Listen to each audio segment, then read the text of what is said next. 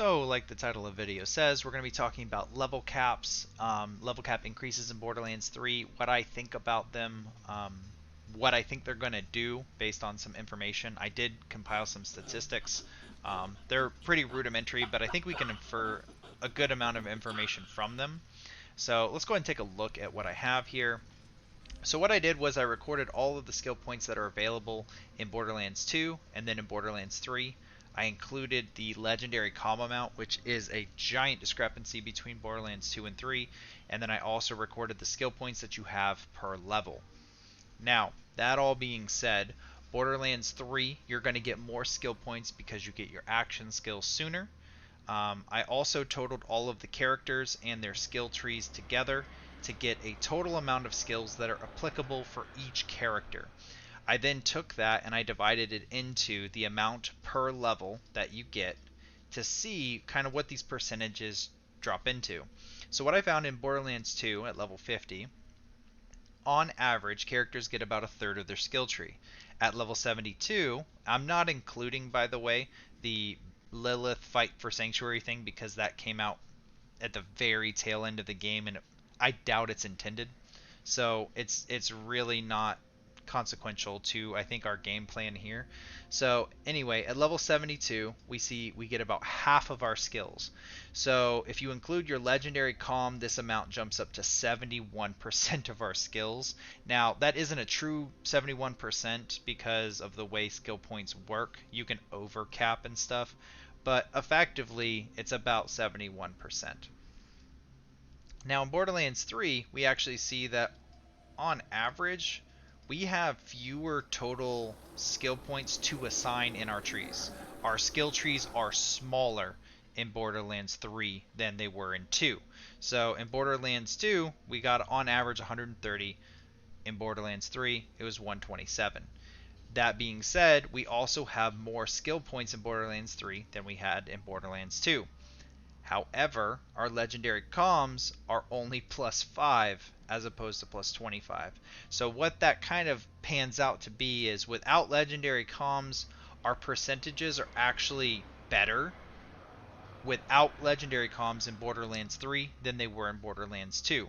The skill trees are smaller, we have more points, we can get a bigger percentage of our skills right off the bat. So theoretically at 61, we would be hitting 47%, which is obviously higher than 61, and 55 is a little bit higher than 72. So we can see that given the numbers, given the sizes of the skill trees, and the theoretical caps, if we went off Borderlands 2 numbers, it does make a lot of sense that they would increase it to 61 and then 72. However, I kind of disagree that I don't think they're going to do that just based on their choice with legendary comms. So legendary comms in Borderlands 2 would give you 5 and in some cases even 6 different skills, and they give you plus 5s to all of them. So legendary comms were pretty crazy in Borderlands 2. Sometimes you'd run other ones that were smaller bonuses because you could get weird stuff like plus 6s and stuff, but we won't talk about that. We'll just talk about the legendary comms themselves. And in Borderlands 3, they're only plus 5. I think they really wanted to squish down the trees. They don't want you getting as much out of the trees, but they also want the trees to be a little bit more accessible. I see this because in Borderlands 2, if you had a skill point from a class mod, it would not apply unless you place a point in that skill. So you would actually have to travel down a tree and put at least 1 point in. Borderlands 3, it's always active, but it's a smaller bonus. They've also switched some of their power to being in the tertiary effect of the class mod and not just in the skill points that are afforded by it. So you have stuff where Phase Zerker gives you crazy bonuses. Some of the other class mods are pretty good too. So you're seeing a lot of power come out of the tree and into other areas to make it so that legendary comms are not super make and break. Now, in the case of the tertiary effects, they kind of end up being that way for certain builds. But it also is sort of indicative that they don't want players filling out their trees as much. So I think given that information, I think it's probably a 50-50 on whether or not they give us a full 11 points like they did in Borderlands 2.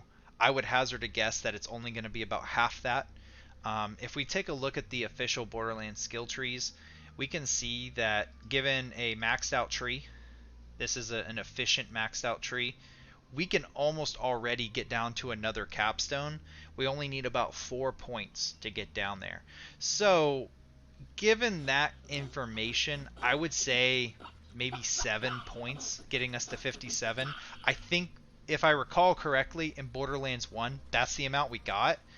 And that being said, Borderlands 1 skill trees were way different. But I think they're going to go with a smaller number of skill points this time around, just so that we're not filling out our trees and all the builds end up looking and feeling very, very much the same. So if you guys have any like comments or interesting tidbits or insider information, I would like to know, because I am kind of trying to future proof all my builds. So if you guys have any of that, let me know in the comment section below. If you don't, obviously that's fine. But thanks for watching.